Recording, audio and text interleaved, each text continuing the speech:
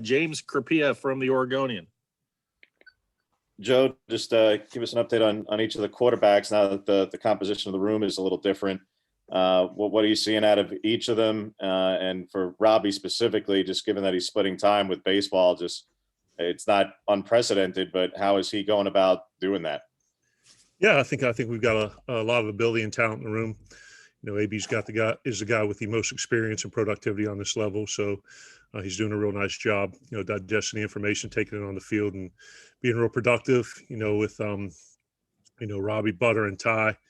Those guys are all, relatively inexperienced. A couple of them have a season under the belt, and Ty's an early enrollee. So for them, everything's kind of a new learning experience, particularly with our first spring ball. But once again, all guys who can throw, all guys who can run, all guys who are smart and digest it. And with Robbie, he's, you just got to tip your hat to him that he's able to kind of, run back and forth, from football to baseball and be playing well in both of them. I think that's a credit to him. Julian Minenzon, KZI. Joe, how important is this spring, not just for some of the younger players, but for the returners as well, considering you guys didn't get that full spring last season? Yeah, I think it's critical, a critical phase in our development, as we move forward to the next season. And, we only had 4 opportunities last spring in a truncated fall camp. And, like I said, with the installation of a new offense and a bunch of new guys up front and a new guy behind center, that had, created some challenges. I think we were able to, attack very well. And then, now I look at this as 15 opportunities for us to continue to grow as an offense, grow as a position unit. And I think the guys are doing a nice job taking advantage of those opportunities. Eric Scopel, 247 Sports. Joe, each quarterback competition every spring is probably a little different. Have you had any similar to this where you've got one guy with a lot of experience and then 3 really, I think, young, talented guys with no experience? Is this drawing any comparisons to any other spots you've been in the past?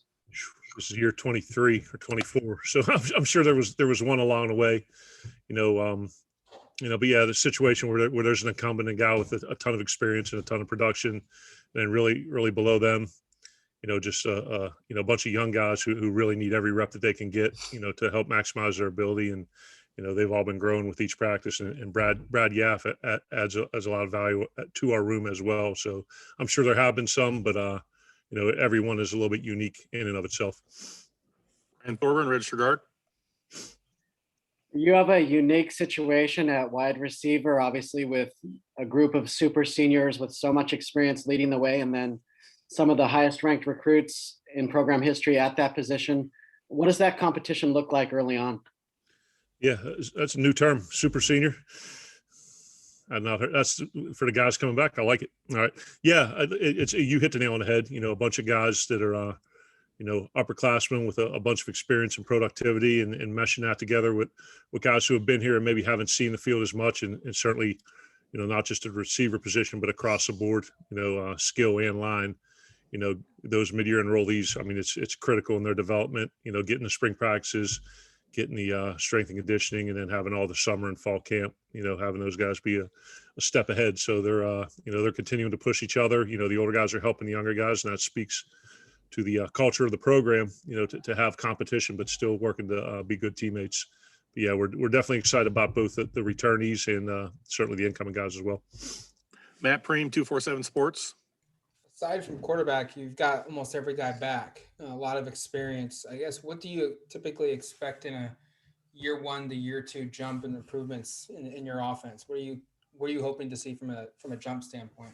Yeah, I don't think you necessarily put a tangible number on it relative to points or yards or things like that. But, at this stage of the season, we just want to see an improvement from practice 1 to practice 2 and still on down the line through 15. And then we'll get into our, summer program when they're on their own. And then we'll hit fall camp, keep working to, maximize those opportunities. But I feel fairly confident in saying that everywhere I've been as a coordinator or a head coach, that there's been a nice improvement from year 1 to year 2. And that, I think, it goes along with talent, with their understanding of the system, some of the things that we're able to do in year 2 that, maybe you weren't able to do year 1 schematically, particularly last year with the abbreviated preparation. So just like to see them take that next big step from year 1 to year 2, individually as a unit, and hopefully that helps the team as well. Max Torres, Ducks Digest. Joe, I know the Fiesta Bowl didn't go quite how you guys had anticipated, but that's really some of Anthony's only experience in this offense, getting reps. What were you able to take away from his Fiesta Bowl performance? Yeah, he had threw a couple touchdowns in the in USC game in abbreviated time, so I thought that was a good start to it. But in his first extended time, I think his first full drive was when we were backed up, whatever it was, at the -1 or -2, and we went 99 yards, scored a touchdown, and got us into field goal range the next drive. But he's a very cool, calm customer. He's a guy who's played a lot of football. He's a guy who's extremely intelligent and has a lot of ability as a thrower and as a runner. So it's not like this is a guy that we brought in and hadn't played elsewhere. I mean, he had 50 touchdowns on his resume and a bunch of passing yards and a lot of wins and big wins at that. So, I'm very excited to work with Anthony in his last year eligibility. And I think he's really seizing the opportunity and understands the urgency that's required of this position. Tyson Alger, The Athletic. What does Robbie's skill set look like at quarterback? And then just with some of the athleticism that we've seen from him just playing baseball this year, is he a guy that could potentially play a different position for you guys down the road?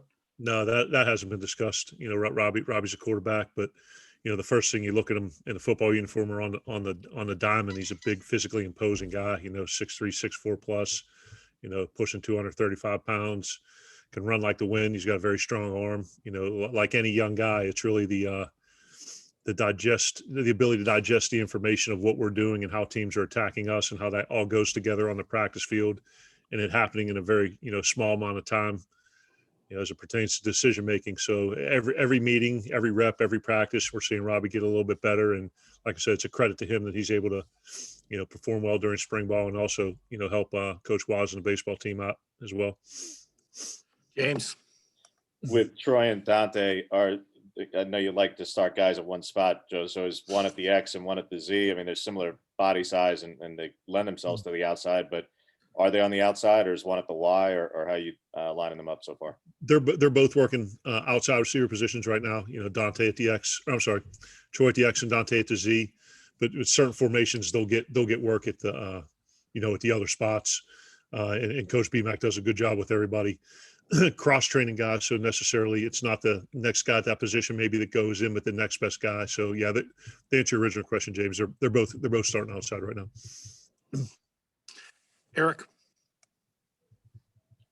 With Sean out and Trey out and a couple of guys yet to enroll, it sounds like it's CJ, Travis, and Cross in terms of like traditional running backs you guys have. Who else is filling in there? Mario mentioned there might be a couple guys from different position groups that have kind of helped you at running back right now because you're in a pinch. Yeah, Tevin Janis has done a real nice job, kind of filling in some reps there, and we brought in and Coach talked about a good young walk-on guy now that's joined us recently, so he's doing a good job with limited time in the meetings room, and he took a bunch of reps today. So certainly with CJ and Travis and Cross have been here, and those guys, Coach Masters doing a great job rotating them, and then Tevin and the new guy are doing a good job too. Matt. Your thoughts at tight end? DJ is back with experience, but then you've got a bunch of other guys, Spencer, Patrick, and your two freshmen. Just kind of the battle that's going to play out from now until fall camp. Just thoughts on that. Yeah, competition makes everyone better, and certainly DJ and Spence have played a pretty significant amount of ball here, and made some plays. Patrick was dinged up a little bit last year, and certainly the real young talented guys, and it's a deep and talented room, and giving those guys a ton of reps and giving them a chance to improve as blockers and make plays in the pass game. And I said Bobby's doing a great job with them, and we just got to continue to give him a ton of reps. Ryan, register guard. Where is Patrick in his development? He's obviously a guy that some fans had hoped would play with his brother right out of the gate. That didn't happen, and then injured. Where is he at right now, and what kind of talent does he have?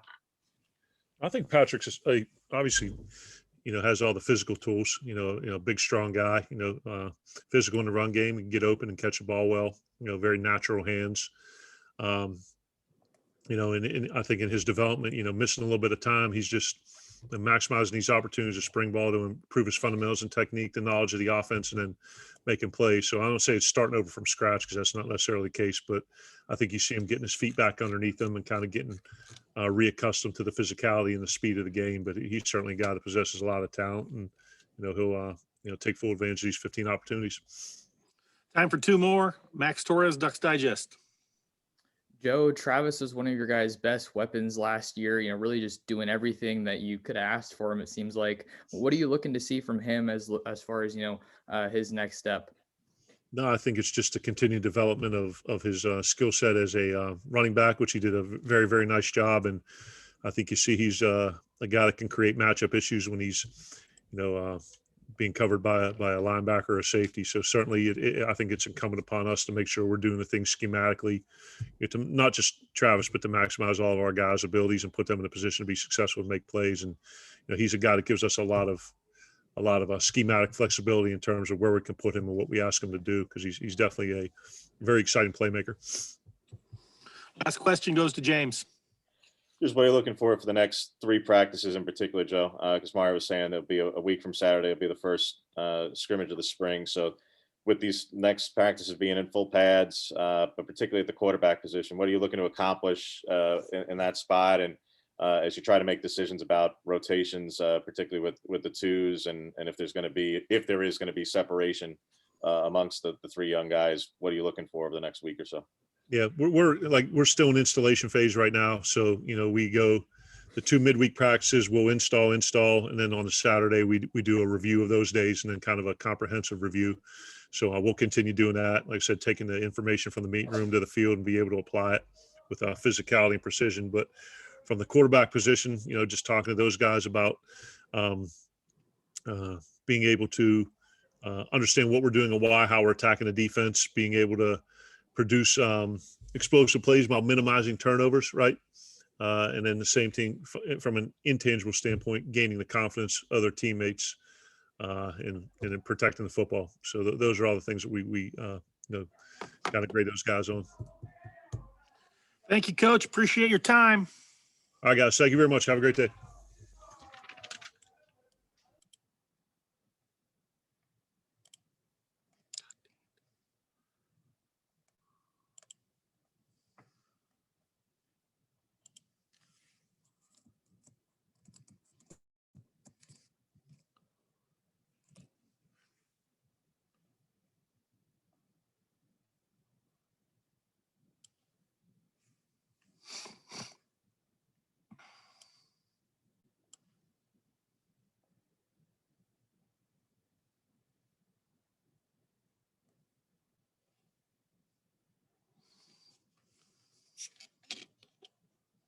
How's everyone doing today? Thumbs up, thumbs down. Lots of thumbs up. Tyson, Rocky Road, and up.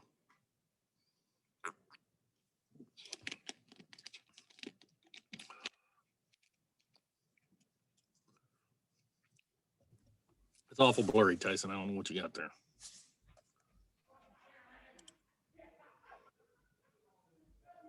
Alex, how you doing?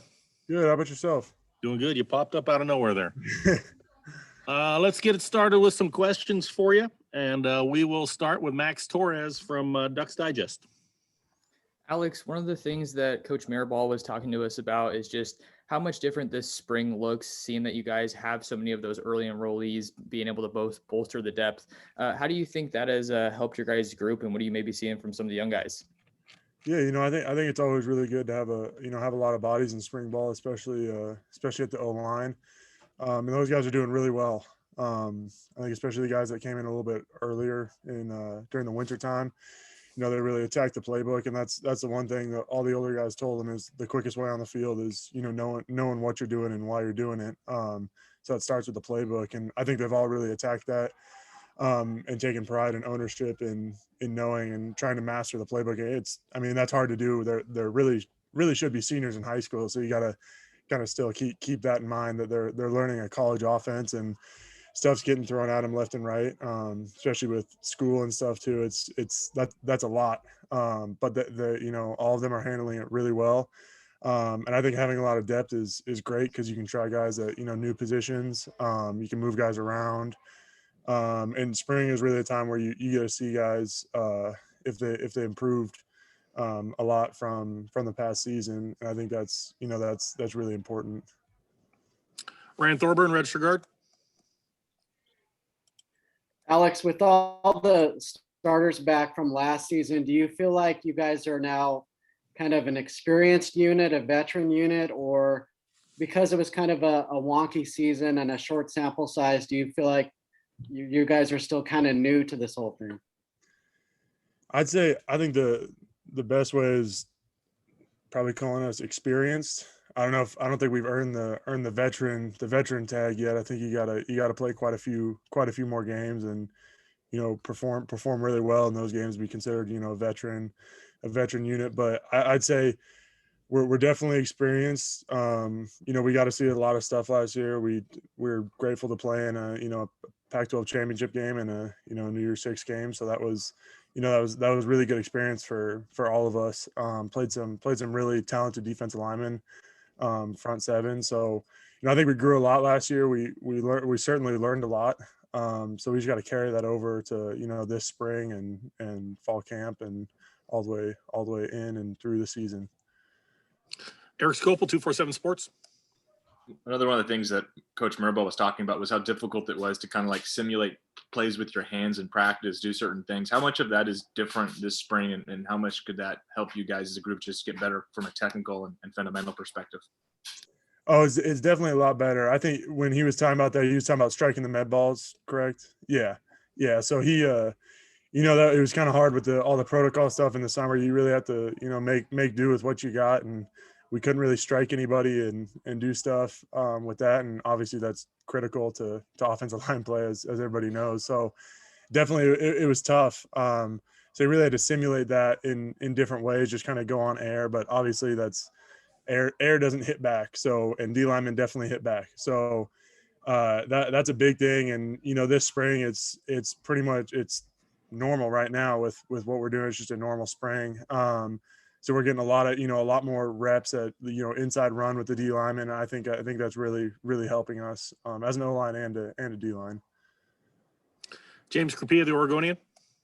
Kind of following with that, Alex. It was a tough year from a run blocking standpoint and production standpoint, and Coach had mentioned that as well. So just how much of that is an emphasis this whole off season, but starting in the spring about that. And you talk about like, hey, part of it is it's hard to accomplish what you want on Saturdays if you're not doing it all week, and you were limited in that way. So how much of that has just been an emphasis starting this spring? Yeah, definitely. I mean, that's been an emphasis since I got here is, got to establish the line of scrimmage, both sides of the ball. So with our offensive line and our defensive line, and it's good that we're doing a lot of, run blocking stuff with the D line, a lot of team periods where they know it's run, we know it's run. So let's just get after it. And that, that's definitely hard for the O line. Because they know it's run, so they don't have to think if it's if they're going to pass rush or whatever their thought process is. But it gets us better because it's the hardest thing we have to do is when they know it's a run and they give us a loaded box, and we gotta go block that and execute it to the best of our ability. So I think it's definitely the run game wasn't where we wanted it last year. And we take full ownership, and we take pride in the run game, and we take full ownership of the lack of production, and we know we got to be better, and we will be better. Matt Preem, 247 Sports. Yeah, Alex, I know you said that you can't call yourself a vet yet, but what's it like a second year in the system still? Are you seeing things come quicker, and I guess where do you expect to see marked improvements the second year in to the offense?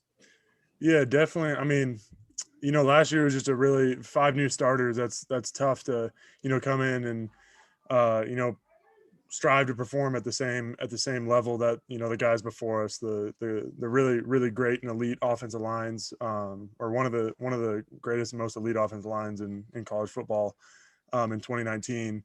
And so trying to follow that up and, set the standard and, keep striving for that standard was, it was tough. It was tough, especially with a bunch of new guys, and you had a modified fall camp, but we don't like to make excuses here. So we didn't get it done. And, I think there's so much to improve on, but I think one thing we all learned is, we learned that you got to play together. And we always say 5 men, 1 mind. You got to be on the same page, whether whether I'm making the call, the tackle's got to know why is he making that call versus what front. They got to know. Everybody's got to know, the holistic picture of everything if we want to be five minds as one. So I think that's a big thing that we're trying to emphasize this spring is just 5 guys got to play as one, and that's where we're most powerful. Tyson Alger, The Athletic. What's George Moore like to be around, and just like what sort of perspective does a guy that's in his 7th year of playing college football lend to a locker room that brought in like 4 freshmen this year in this class? Just what sort of experience does that lend to you guys? Yeah, George. First of all, George is probably the funniest person I ever met. He's one of my guys on the team, and he's a veteran. He's been here. He likes to say he's only been here, or he's only played college football for 6, but I always tell him it's 7. So I don't let him have any leeway on that. So he never hears at the end of it from me. But he's been here the same amount of time as I have, but he played the years in junior college too. So he's been through it. He's seen a lot of stuff. He's like a super veteran. So he's really good with helping the young guys. I think we all trying to, take the guys under our wing. And, we were at that point like once too, I don't think none of us enrolled early, but we were freshmen once too. And, there's a lot flying at you. And when you got to come in and, start with winter workouts, and those are tough, and you got to balance a full class load. That's really tough. So there's a lot of stuff flying at you. And so he's been really good about, helping the young guys, whether it be the young offensive tackles or young center guards, whatever it is. He's been really good about that. And he's always been a guy that, you can look up to and, ask for help on stuff. Last question for Alex goes to Max. Alex, one of the topics that we've kind of been learning about this week is KT's new role. As an offensive lineman, you may not be going up against him as much since he's kind of on the outside, but how has, the approach maybe changed to blocking him or what you're seeing from him in practice? Yeah, we first of all, he's obviously an elite football player, so the change of position for him is like nothing. He's going to be great at whatever he does, whatever position they put him at. So we don't block him any different. You always he's got a lot more speed on the edge than a lot of people. So that's one thing you really got to take into account. Like you said, I haven't blocked him a whole lot. But we've all seen what he can do to other offensive lines. He can completely change a game. So I think, him playing that new position allows him to, just play free and play fast and play all over the field. But yeah, so we don't change a whole lot of what we do in order to block him. But that doesn't mean he's any easier for everybody to block. All right, Alex, appreciate your time. Thank you. Perfect. Thank y'all. Good rest of the day. You too.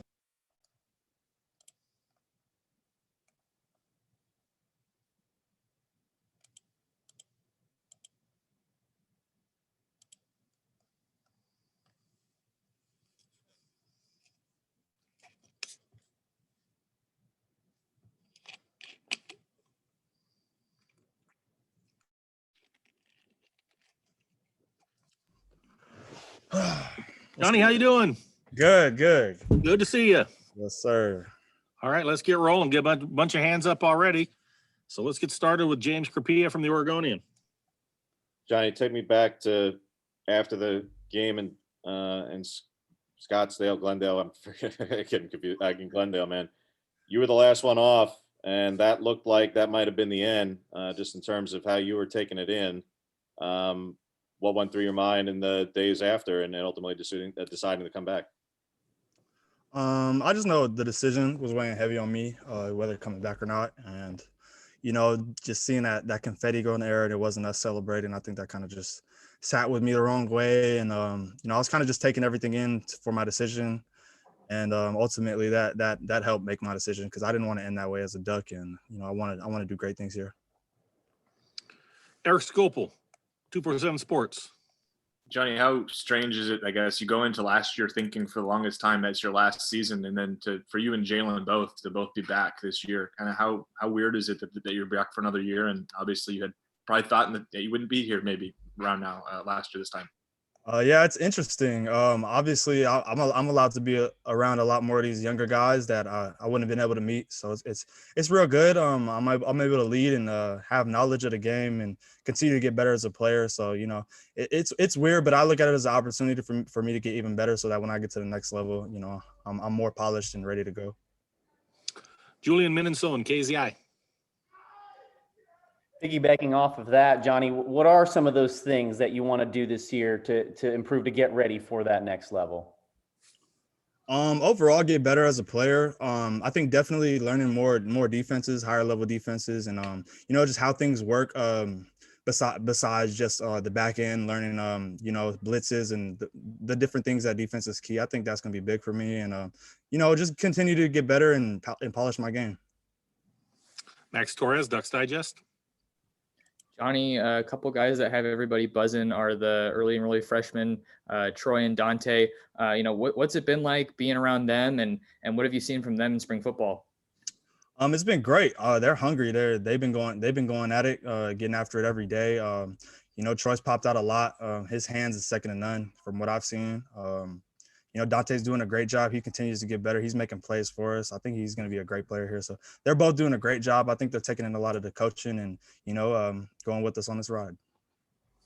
Matt Preem, 247 Sports. Is there anything you can take over from a year of experience in Joe Moorhead's offense to be better prepared for year two now? I guess kind of what are the expectations from a year one to year two jump with you personally, and then I guess just the offense in general? I think there's a lot more growth. I think we kind of have an understanding of what he's going to call in different situations in different parts of the field. And I think that's helping us a lot. I think the connection just between him knowing what to call and knowing, what we're capable of as players and us trusting his play calling, everything's coming together a lot smoother than it was last year. Tyson Alger, The Athletic. You just talked about the young guys being hungry and wanting to kind of get their reps.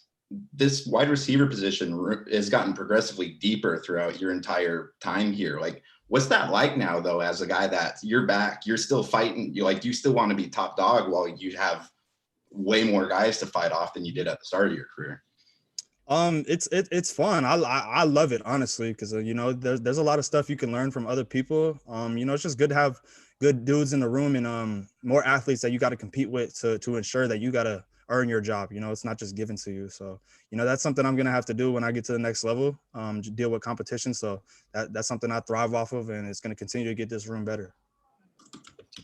Brian Thorburn, Register Guard.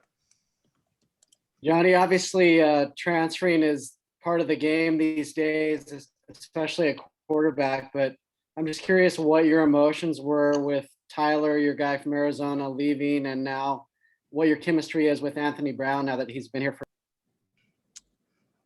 Tyler, obviously he's going to do everything that's best for him. I don't really want to talk too much about somebody that's not a Duck, but I got all respect for him and hope everything goes well for him in the future.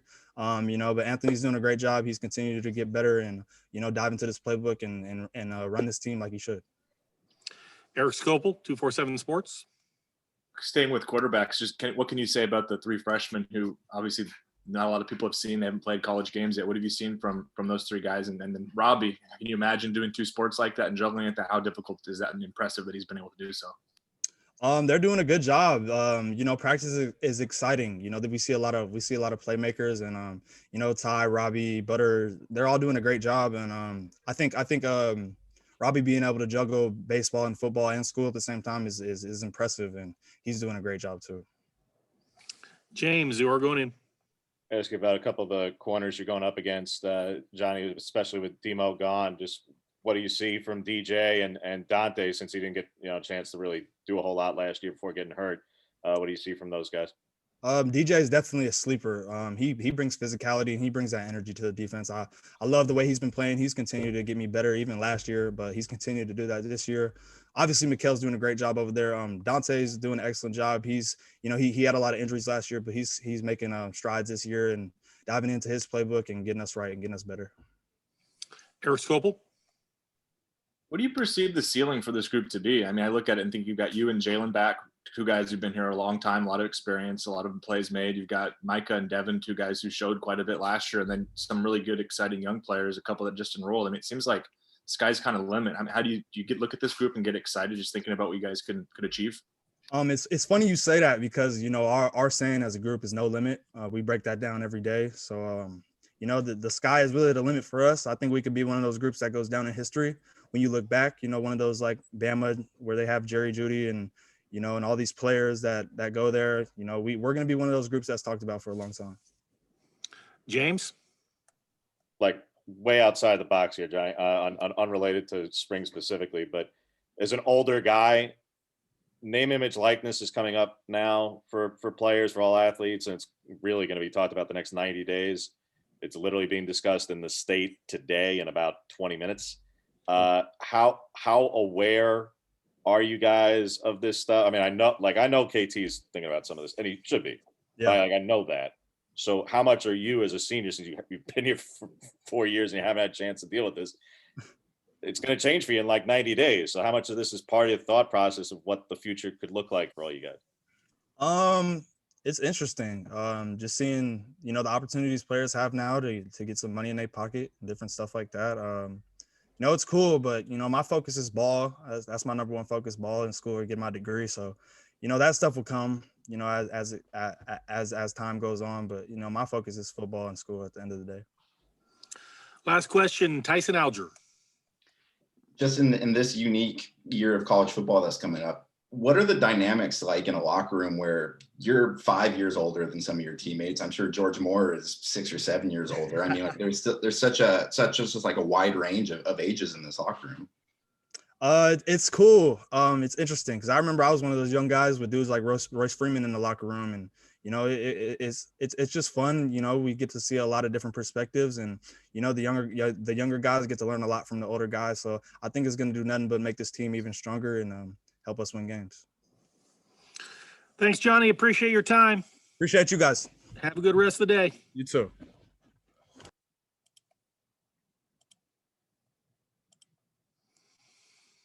That's it, everybody. A coach and two players.